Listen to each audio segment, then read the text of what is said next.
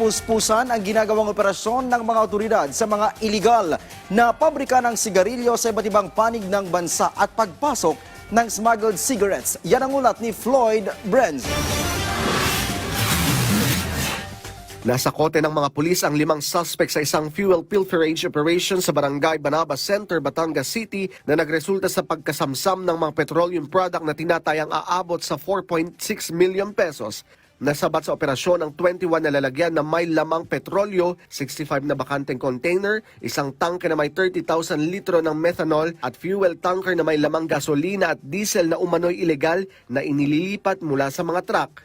Nagbabala naman si DILG Secretary John Vic Remulla matapos madiskubre at mabuwag ang pinaghihinalaang ilegal na paggawaan at imbakan ng pekeng sigarilyo sa barangay Sahud Ulan, Tanza, Cavite na tinatayang umaabot sa halagang 200 million pesos ang nasamsam. Sa pinagsamang operasyon ng mga tauhan ng Philippine National Police Calabarzon, Bureau of Customs, Armed Forces of the Philippines, Bureau of Fire Protection at lokal na pamahalaan, nakumpirma ang ilegal na paggawa ng sigarilyo matapos makatanggap ng ulat hinggil sa matinding amoy ng tabako sa lugar.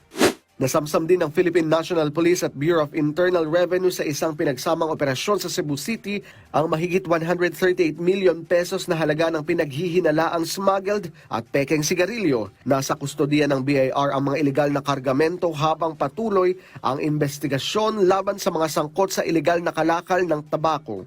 Floyd Brenz para sa Pambansang TV sa Bagong Pilipinas.